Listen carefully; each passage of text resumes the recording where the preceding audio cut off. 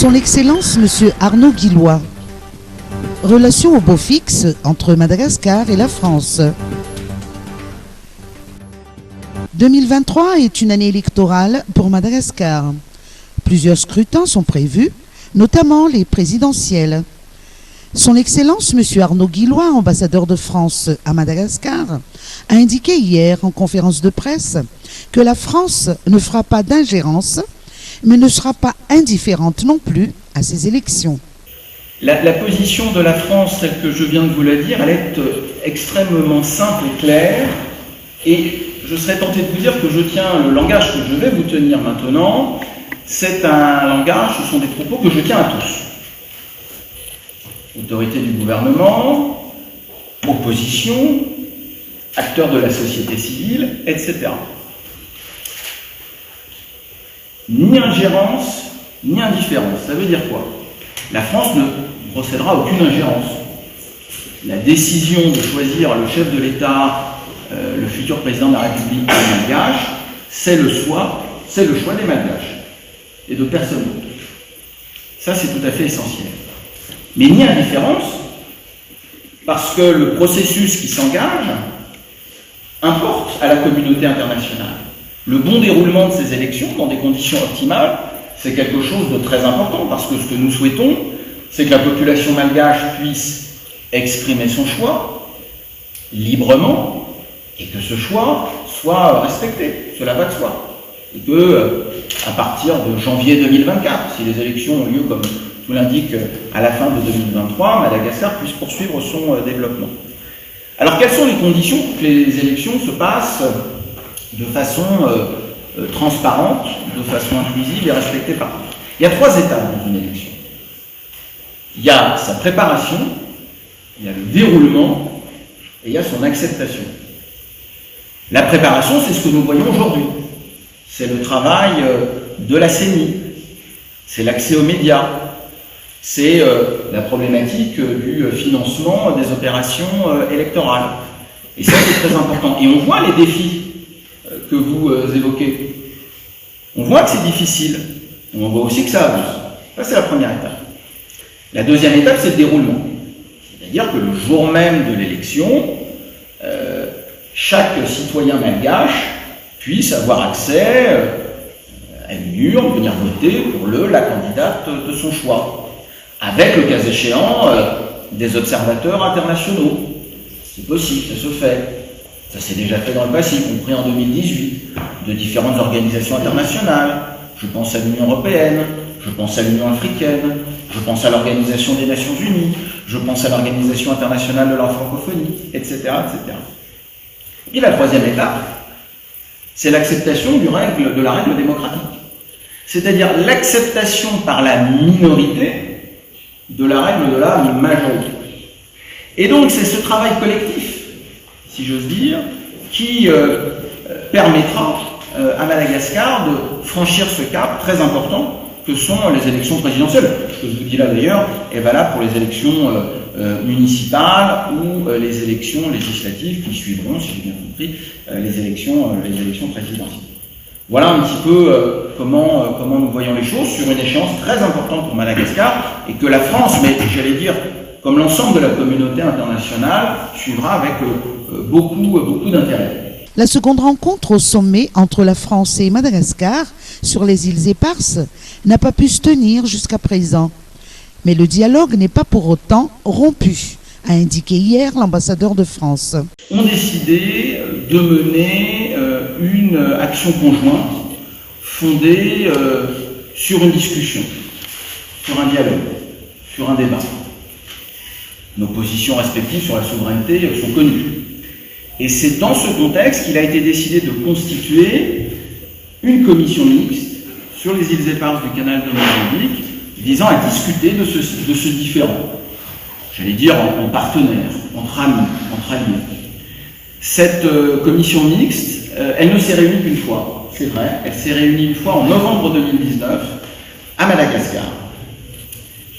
Nous aurions souhaité que la commission mixte puisse se réunir une deuxième fois. C'était d'ailleurs le sens des travaux très constructifs, je dois dire, qui s'étaient tenus à Tananarive à la fin de 2019. Et puis malheureusement, vous avez eu le Covid, qui a singulièrement perturbé les choses. Mais le dialogue n'a jamais été rompu, et nous étions convenus de nous réunir à la fin de 2022 à Paris pour la deuxième session de cette commission mixte. À la demande, la date n'avait pas été, en toute franchise, entièrement actée. Mais à la demande de la partie malgache et en plein accord avec la partie française, donc d'un commun accord, nous avons décidé de repousser cette échéance qui devait se tenir à la fin 2022. Donc il est très probable qu'elle se tienne en 2023. En tous les cas, la France est prête à cette discussion, à ce dialogue. Je crois que la position de la France, elle est très connue. Ce que nous souhaitons, ce que nous sommes prêts à discuter, c'est un développement en commun avec Madagascar sur ces îles. Il y a de nombreux sujets, je crois, sur lesquels nous pouvons coopérer dans le domaine scientifique, dans le domaine de la recherche, dans le domaine de la protection de la biodiversité, qui est un sujet fondamental dans l'océan Indien, peut-être aussi sur les sujets de sécurité maritime. Il ne vous a pas échappé que partout sur les mers du monde, il y a parfois des remises en cause d'un certain nombre de principes de droit international auxquels nous sommes très attachés, notamment la liberté des mers. C'est peut-être aussi un sujet sur lequel la France et Madagascar peuvent travailler ensemble. Ce n'est pas forcément le terme que j'emploierais. Je vous ai parlé de développement en commun, mais encore une fois, comprenez-moi bien, je ne vais pas préjuger des discussions qui vont avoir lieu à haut niveau entre la France et Madagascar. Il se trouve que la France vient de nommer un nouvel ambassadeur pour la coopération dans l'océan Indien, qui sera, selon toute vraisemblance, le chef de la délégation française. Il appartiendra aux responsables français et malgaches en France, parce que cette réunion doit normalement se tenir en France, de pouvoir en discuter de façon, encore une fois, très apaisée et très mature. Une façon de dire que les relations diplomatiques entre Madagascar et la France sont au beau fixe. Les deux pays peuvent dialoguer sur tous les sujets dans une atmosphère détendue et cordiale. Autosuffisance alimentaire. Contribution financière de la BAD et du FIDA. La détermination du président Rajoelina dans la réalisation du pacte national pour l'alimentation et l'agriculture a convaincu les partenaires techniques et financiers présents au Conseil des présidents d'hier à Dakar. Ils ont alors annoncé leurs engagements en faveur de l'autosuffisance alimentaire à Madagascar. Dans cette perspective, la BAD s'est engagée à contribuer pour 334 millions USD et le FIDA pour 200 millions de dollars dans la mise en œuvre de ce pacte. Rappelons que l'objectif global du sommet des chefs d'État africains sur l'alimentation et l'agriculture est de contribuer à l'élimination de l'extrême pauvreté, de la faim et de la malnutrition d'ici 2030. En ce qui concerne Madagascar, beaucoup d'efforts ont été déployés depuis le début de mon mandat. Nous avons mis en place le programme ODOF, ou One District, One Factory, qui consiste à donner aux paysans et aux jeunes des unités semi-industrielles pour leur production agricole, afin qu'ils puissent être autonomes et surtout transformer leurs produits localement dans tout Madagascar. Donc là, nous avons fait venir une cinquantaine d'unités, centaines d'unités industrielles qui seront déployées dans tout le pays. Dans le sud de mon pays, comme je l'avais dit tout à l'heure, où la pluie se fait de plus en plus rare et la malnutrition est sévère. Agriculture.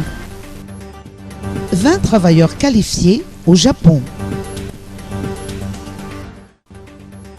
L'entretien du président de la République avec le conseiller spécial de l'Agence japonaise de coopération internationale en mai 2022 a donné suite à l'envoi de 20 travailleurs malgaches qualifiés dans le secteur agricole au Japon.